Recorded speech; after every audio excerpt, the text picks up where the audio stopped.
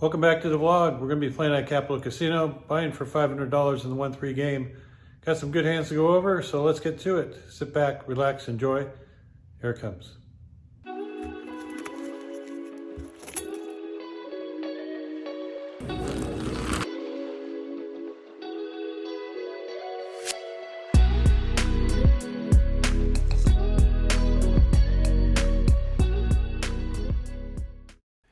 First hand of the day takes place 20 minutes into our session. It's folded me in the cutoff with 10-8 of diamonds. Good enough for me to open for 15. Only the small blind defends. So we're going to go heads up to a flop with $33 in the pot. Flop comes out ace, queen, 9. My opponent checks. This definitely hits my range harder than his. Plus I have a backdoor flush draw along with a gutter to a straight. I bet 15 and he calls. Turn card comes is a jack of spades, so we make our straight, and now our opponent decides to lead into us for $30. Now he doesn't have that much left, so might as well just get it in now. He probably has something like 2 pair, maybe queen jack or jack 9. So I ship it. He doesn't think too long before putting the rest of his chips in, and we're going to get to see a run out. I tell him I made the straight, and he shows 7-8 of spades. Next hand, I'm in the big blind, and a solid player opens from the cutoff to $20. I decided Jack 10 suited is good enough to defend. We go heads up to a flop that comes king, queen, deuce. So we flop an open ender. I check to the aggressor, and he checks it back. Turn card is a beautiful 9. We make the nuts. I fire $20. I would fire this even if I didn't hit my hand. He puts in a quick call.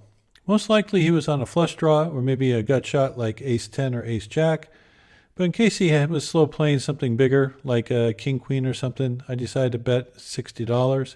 He did think about it for a while, hoping that he would try to make a play on me, but instead he just decides to let it go, and we win a small one. All right, the player under the gun limped in for $3. It's folded to the player next to me, and he raises to 13. And here I got ace, queen suited in the hijack. It's definitely worth re-raise. Want to kind of limit the field, maybe get a heads up with the player to my right. So I decided to make it 45. So once I make it 45, it gets folded back around to the original limper. And he has $112 in front of him, and he sticks it all in there. So now the player on my right kind of goes into the tank and starts thinking about what to do. And by the way he was looking and thinking about his hand, I figure he had a very strong hand, maybe something as strong as maybe jacks or tens, maybe ace queen himself, possibly ace king. He thinks for a while and finally puts in the call. So with one player who's all in and my opponent to my right has a big stack, I decided this would be a good time to put pressure on hands like pocket jacks and pocket tens. And the best way to put pressure on those hands is by jamming. So I flip in the chip, hoping that he would fold and I can get a heads up with the all-in player who limped re-raised. My opponent really goes into the tank now, and he starts talking to me, and I can tell that he has a very good hand and that he is most likely going to call. At this point, the player at the other end of the table, who is all in, asked me if I had a pair, sort of like you do if you know he has ace king. And the player to my right also picks up on this. So now this player has gone from wanting to call to very questionable whether he wanted to or not. So I think he has a hand like ace queen in his hand, maybe ace king himself. So I'm really hoping for a fold at this point because I just put my whole stack at jeopardy. Finally, he turns over ace king and mucks it because I'm pretty sure the other opponent has ace king now also. The flop comes out 9-3-3. Turn card is a 9 of clubs, so all our ace highs are chopping, and then on the river I make a flush. The player under the gun had ace king also. The player in the hijack just sat down a little while ago And he is one of those special players that plays hyper aggressively and can show up with just about 82 cards. There are several players who limped, and he ends up raising it to 17. It's folded to me on the button, and I have 2 queens. Definitely going to be putting in a raise here. I make it 55. I want to go on the larger side because he is very likely to call no matter what 2 cards he has. And so we're going to end up being heads up, headed to the flop with 122 in the center. Flop comes out 6-5-3, rainbow. Pretty good flop for my hand, but since it doesn't really hit my range, I decided to check it and be a little bit sneaky. Turn card comes is a ace of spades. So the ace of spades is probably the worst card you can put up for someone with pocket queens. But I was staring right at him when this card came up, and he did not react to it. I mean, it wasn't like this made his hand. It was like, okay, so what? And he bets out for $50. So I'm really sure he doesn't have an ace. So I decided to give him a call. River card comes as a deuce of hearts. Another not so good card. It puts up a possible straight for someone with a 4. And he starts to assemble a bet and fires off for 125. And here I am really torn because he is firing into me for $125, what looks like a value-sized bet. And I'm pretty sure he doesn't have an ace. Well, what could he have? Maybe he flopped a set of 5s or 6s, or he is just bluffing his ass off. And as I said, this person could have just about any 2 cards. So I'm debating whether I should be calling him down with a hand as weak as 2 queens, which is just a bluff catcher at this point.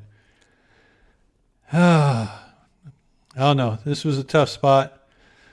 I decided that he's too much of an action player for me to let this one go. And therefore, I put the money in. Not really sure what I'm going to be looking at. And he rolls over 4 deuce offsuit. So he flopped a straight. Oh, I got lucky I didn't catch a queen because he would have got all my chips on that one. I'm under the gun, look down at 2 jacks, open for a raise to 15. It gets folded all the way to the button, who's a solid player, and he puts in the call. The blinds end up folding out, so we're going to be heads up to this flop with $34 in the pot.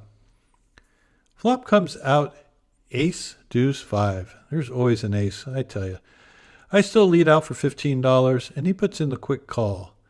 Turn card comes, and it is a 6 of diamonds. All right, he called me. We got a blank on the turn. It's really easy just to surrender. Just check it over to him, see if he bets. If he bets, he has an ace, right? So we have to fold. But then again, what kind of ace does he really have? I mean, if he had a hand like ace king or ace queen, he might have put in a raise. So he has a hand like ace jack. Well, I got 2 jacks, so I figured if he has an ace, it's ace 10 or weaker. So why not put some pressure on him if he has an ace? Say ace 10, ace 9, ace 8. Are they going to want to call a pot size bet? Probably not. And if he has a flush draw, we're going to charge him the maximum. So I grab some chips and I put out a $50 bet. So this is what they call a merge bet. It's designed to get called by draws and get better hands to fold. Anyway, he ends up folding and I take it down. I don't know whether he had an ace or not, but I'm happy to get the pot. All right, there's a $6 straddle on this hand. I'm in the small blind with 9-10 suited. Definitely going to be defending, but I'm not going to be raising with it. I just put in the call, and we go 6 ways to a flop that comes 9 high with 2 diamonds. Pretty good flop for my hand. I decided to leave for 20. Figure top pair needs to be protected, and if I get called or raised, I'll have a flush draw to go back on. Player from the +1 position puts in a raise to 50. Now I've played a lot with this player and I can tell that he really, really likes his hand. So I'm thinking he might have an overpair, but I mean, he really likes it. I'm thinking he has pocket 3s or pocket deuces at this point because I have a 9. So it costs me $30 to call. If I hit a diamond, I can get stacks in. So I put in the call and the turn card comes as a 7 of spades. I check it over. He's still really happy about his hand. He bets $75. And at this point, I should really just fold. If my read is correct, I only have about 18% equity, and I'm definitely not getting the right price at this point. And question is if I make my flush, am I going to get paid off? He might be able to get away from a set because the obvious draw is a flush draw. So it should be a fold. But I was thinking, well, maybe I can get his stack. Let's try to get his stack. So I put in $75, which no matter what happens is a bad call. River card comes as a two of spades. I check it. He fires $100 real quick. He's not worried about the backdoor flush. I just muck my hand. It accidentally flipped over. I'm pretty sure he flopped a set of threes there, but, you know, I'm just mad at myself for wasting $75 on that turn call. Well, I decided to open with ace-6 from middle position for $15. I get a couple callers, and we see a flop with $61 in it that comes jack-8-6 with one heart. So I got bottom pair. I decided to just take a little bet at this, little stab, just to see where everyone was at. And I ended up getting two callers. So we'll see what happens on the turn, which is a 10 of hearts. So I picked up the nut flush draw. I decided to check it, and the person to my direct left bets out for $20. He might have made two pair or something like that, but the other person comes in with a quick raise to 50. Rather small sizing. I'm pretty sure he has a real big hand. Maybe he turned a straight. But for $50, I'm going to put in the call. I'm sure the overcall will be coming, and I think I'm getting the right price to make my flush. River card comes, makes the flush, but in the wrong suit. So I got two pair now. I check, and it gets checked all the way around, and the guy announces straight, and the other person said he had two pair. So, yep, I missed it. Well, we're closing in on 4 hours, and we're stuck $100 still. So let's see if we can make something happen here with 9-8 suited. Open for a raise, I end up getting 4 callers. So we're going to go 5 ways to this flop with $75 in the center. Looking to be a little bit more aggressive if I get a good flop, and it comes King Jack 3.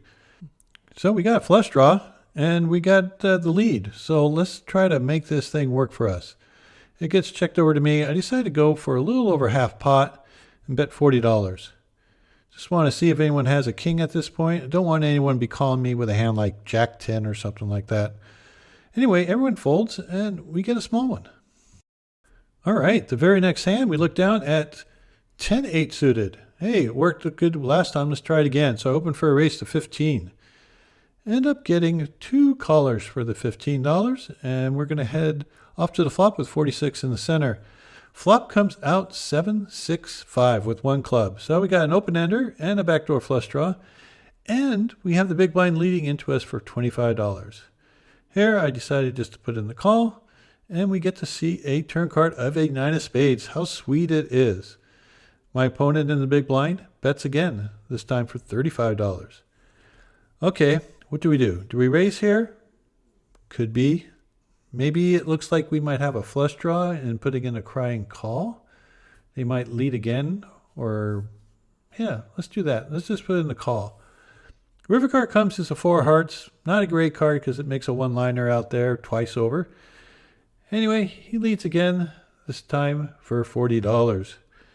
And now it's time to see if I can get the rest of his chips. He has about $200 total, so I go all in. Hopefully he has an 8 and can't lay this thing down, or at least maybe he has 2 pair and he just thinks I'm full of it.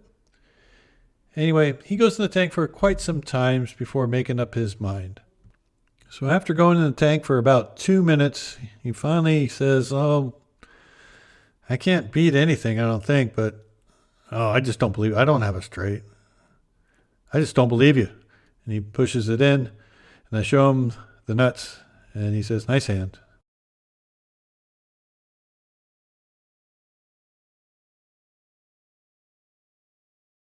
All right, our first bonus hand of the day.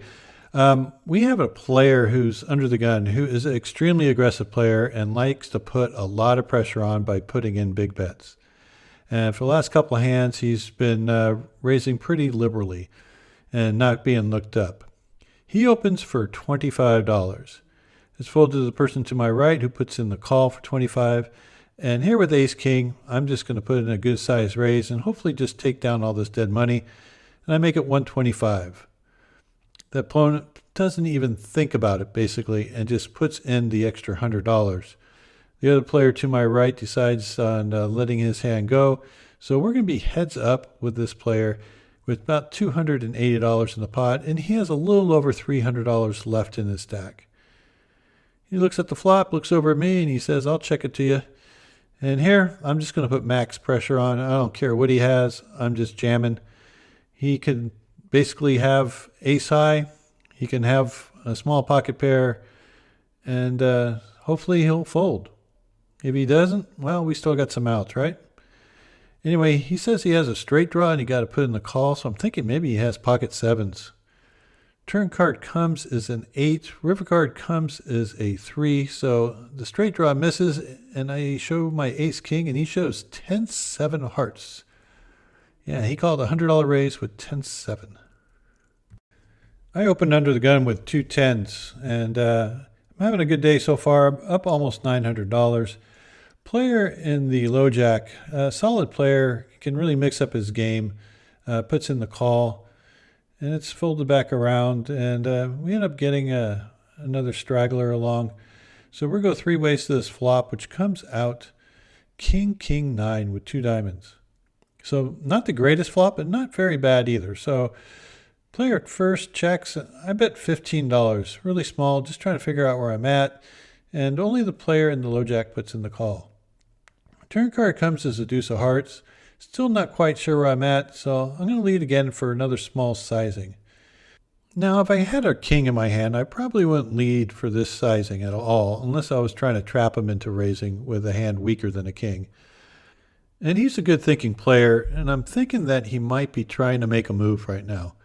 He knows that my sizing is really small, like I want to get a cheap card. So I expect him to be a little bit loose with his raises, and he makes it 105.